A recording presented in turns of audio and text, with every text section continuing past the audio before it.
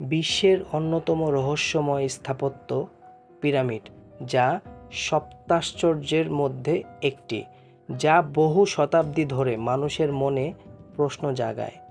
ফেরাউনের যুগে নির্মিত এই বিশাল প্রাসাদ আজও গবেষকদের হতবাক করে। আজ আমরা পিরামিডের রহস্য ইসলামিক ধারণার আলোকে জানার চেষ্টা করব। পিরামিডের উচ্চতা প্রায় 150 মিটার, যা 45 থেকে 50 তলা বিল্ডিংয়ের সমতুল্য। পিরামিডের এক একটি পাথরের ব্লকের ওজন প্রায় 2.5 টন বা 2500 কেজি। এমন ভারী ব্লক কিভাবে সেই প্রাচীন যুগে নিখুঁতভাবে ওঠানামানো করত? তখনকার যুগে এত আধুনিক ক্রেন বা যন্ত্রপাতি ছিল না। এটা একটি বড় রহস্য।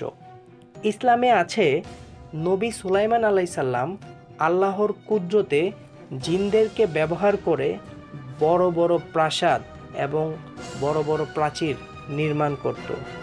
তাহলে আমরা এর থেকে বুঝতেই পারি, ফেরাউনের যুগে অবশ্যই তখন অনেক জাদুটোনার যুগ ছিল। তখন তারা অবশ্যই এই জিনদেরকে ব্যবহার করে এত বড় পিরামিড এবং রহস্য ঘেরা এই পিরামিডটি নিখুঁতভাবে তৈরি করতে সক্ষম ছিল।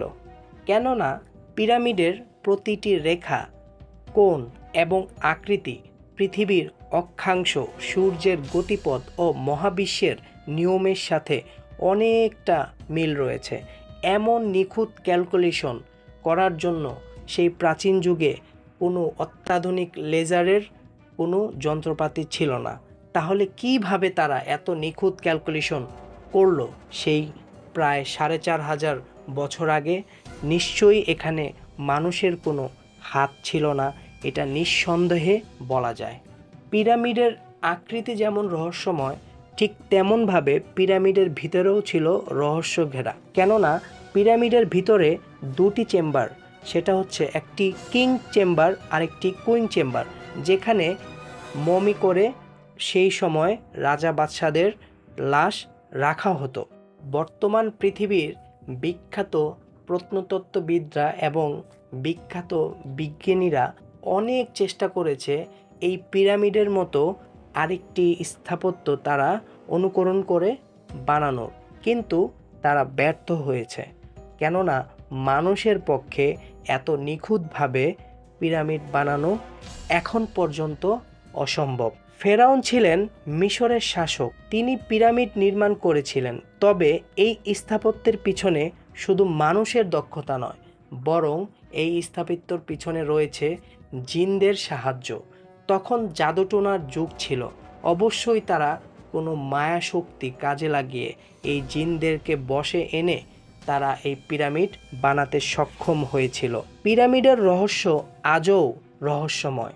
তবে ইসলামিক দৃষ্টিতে আমরা বুঝতে পারি, আল্লাহ তাআলা কোরআনে স্পষ্টভাবে উল্লেখ করেছেন যে কিয়ামতের ময়দানে মানুষ এবং জিনদের বিচার কার্য করা হবে।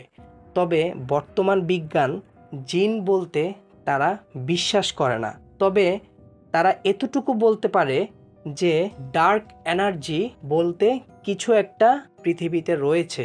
বিজ্ঞান আবিষ্কার করতে পারেনি, তাতে কি হয়েছে? তাই বলে তো কোরআন মিথ্যে নয়, কোরআন চিরন্তন সত্য।